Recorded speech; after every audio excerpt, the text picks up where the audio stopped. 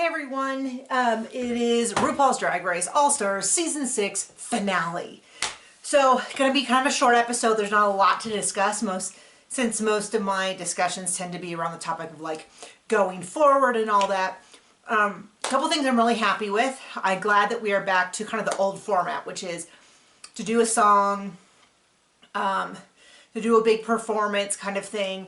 And they do have a lip sync, but it is more of an overall, like, who's the top all-star, as opposed to what they've done a number of times on different seasons, like Sasha Velour's season and some of the all-star seasons, where they just do a lip sync. I don't like the just a lip sync. I gave this whole diatribe last time about how I feel like if we're picking the winner of the season, it needs to be sort of a season thing. I want to do the big runway. I want to do, have some sort of final challenge, which is usually doing a RuPaul song, and then also a lip sync kind of performance. But I kind of want it to be, sorry, I ate some food and anyway. I want it to be just the end of the season. And that's what this was. We came down to our final, which was Ginger, Eureka, Raja, and Kylie, Sonique Love. So in terms of, one of the things I didn't like, I talked about this last week, was the fact that a lot of people seem to take it against Ginger, that she didn't have more of an arc. You know, she came in really funny, she was still really funny, she performed the best, and so people kind of felt like, she already got $61,000, she's already, you know, like, and a lot of people didn't even discuss her in regards to, you know, everybody kept saying Raja had the best. It was just sort of like everyone was just talking about, it was only Sonique and Raja, and I felt there was a real disservice to Ginger and Eureka. Now I get why Eureka, you've already gone home. I think for a lot of people that felt like, unless there was some sort of, you know, like, she shouldn't have gone home to begin with, which I don't think most people disagreed with her going home when she did, and they were happy to have her back, but it wasn't like, well, we're ready to give her the crown. It's like, well, she gets to make it to the finale. That is her prize for winning the single lip sync. So, anyway, sorry. So Kylie won. She's beautiful. She had some very strong performances. People are super happy with it. And I'm not unhappy with it. It's just not who I would have chosen. I would have gone for Ginger, and if not Ginger, then probably Raja. But this is not to say, this is not to be like, wow, you're really tough on her. No, I think she's beautiful. And like I said, her Dolly Parton will forever go down as one of the best Snatch games. It's going to show really, but I didn't think it was, I think her Dolly Parton was graded on a curve, in that I think Ginger's Phyllis Diller was just as good, but the difference was we weren't surprised that Ginger was hilarious.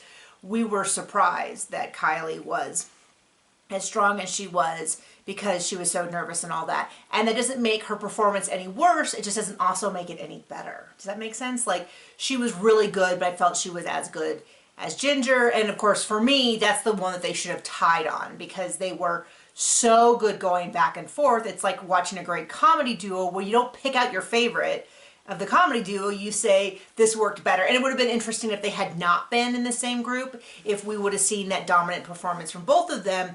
I would have liked, I hope so, I think so, I don't see why it wouldn't.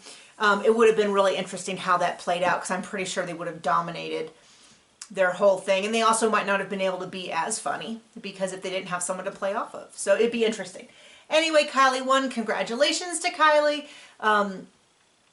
It'll be interesting to see what she does. I'm bummed that Ginger's come so close so many times.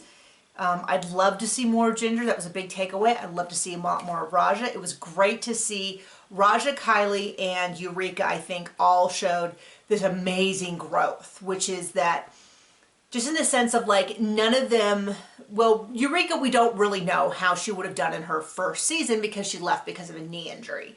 So she had an advantage when she came back of being a clearer idea of what she was preparing for. So I would say I treat, when she left, I think it was 9 and 10, but don't quote me on that.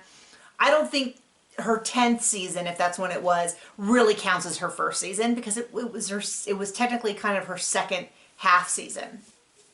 And so for me, but when we see who Eureka was, where her confidence level was and how she handled herself, we see this big growth. But then Raja and Kylie both, I mean, I remember them both from their seasons, but they really shined. I mean, you really saw the kernel of an idea go to the full-blown popcorn, or whatever that analogy goes. Anyway, thank you for joining me. I'll be curious. I'll probably do when the next season comes, but I just feel like Drag Race has just been dragging on forever. I mean, it's just been solid for, you know, going on 2 years now. It's been pretty solid, and I keep picking the wrong ones to watch, and either boring, or I don't want to watch any more on my little screen. I don't want to buy any more apps and all that. So I think it looks like it's going to be back on VH1. So we'll see if I do that or not. But either way, I'm so glad to see you. Thank you to all those who comment. And I read all the comments, even if sometimes I don't respond, because I'm like half awake at 2 a.m. on my phone when I shouldn't be. Okay, bye.